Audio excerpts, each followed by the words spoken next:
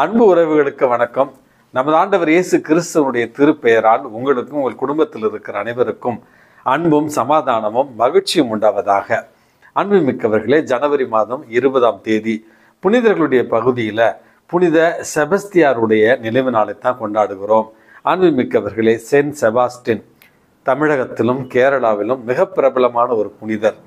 In fact எங்கள் ஊர்லலாம் புனித செபஸ்தியார் அல்லது செவுத்தியார் அப்படின்னு சொல்லுவாங்க. வருடத்திற்கு ஒரு முறை இவரை பற்றின அந்த வாசகப்பா சின்ன வயசுலேருந்து நான் பார்த்து இவருடைய வாழ்க்கை வரலாறு முழுவதுமே எனக்கு மனப்பாடமாக தெரியும். இந்த புனிதரை பற்றி உங்களோட நான் இன்னைக்கு பகிர்ந்து கொள்ள விரும்புகிறேன். இந்த புனித செபஸ்தியார் பிறந்தது பிரான்ஸ் தேசத்துல, பணி செய்தது மரித்தது இத்தாலி தேசத்துல ரோம் நகரில். இவர் வாழ்ந்தது திருச்சபையினுடைய வேத கலாபணியினுடைய நேரம் 3ஆவது நூற்றாண்டு. அன்புமிக்கவர்களே, ரோமை அரசன் தியோக்லெசியன், அவருடைய சகோதரன் மாக்சிமியன், இவர்கள் இருவருடைய படைப்பிரிவில் படை தளபதியாக இருந்தவர் தான் இந்த புனித செபஸ்தியார்.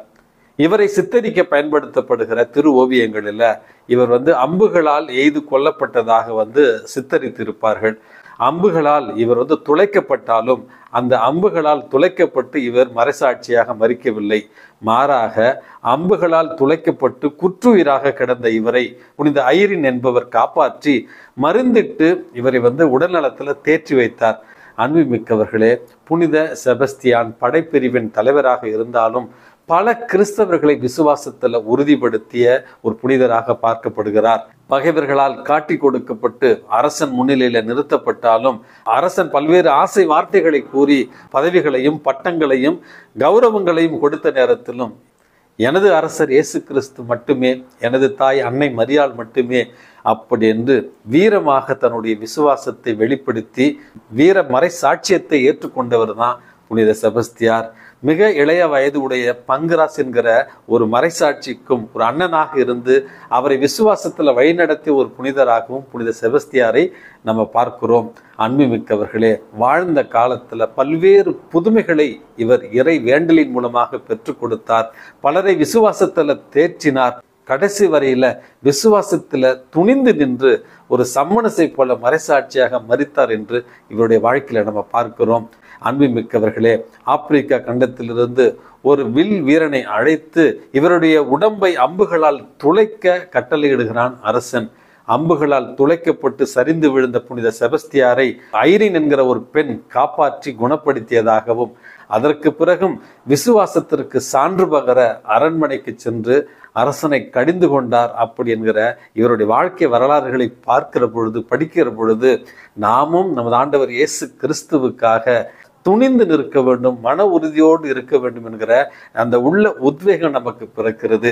இந்த புனிதருடைய பரிந்துரையால் விசுவாசத்தில் உறுதியாய் இருக்க வேண்டிய ஒரு வரத்திற்காக இன்றைக்கு நம்ம மன்றாடி செபிப்போம். அன்புமிக்கவர்களே, இன்றைக்கு நமக்கு கொடுக்கப்பட்டிருக்கிற நற்செய்தி வாசகத்துல திருமுழுக்கு யோவானுடைய சீடர்களும் பரிசேயரும் நோன்பு இருக்கிறார்கள். இயேசுவை பார்த்து, நாங்கள்லாம் நோன்பு இருக்கிறோம், ஏன் உங்களுடைய சீடர்கள் நோன்பு இருப்பதில்லை அப்படின்னு இயேசுவிடத்துல குதர்க்கமான ஒரு கேள்வியை கேட்கிறார்கள். அந்த நேரத்துல தான் நமது ஆண்டவர் இயேசு கிறிஸ்து, மணமகன் இருக்கிற பொழுது யாராவது துக்கம் கொண்டாடுவார்களா? அதுபோலதான் துக்கம் கொண்டாடுவதற்கான ஒரு நேரம் வரும்.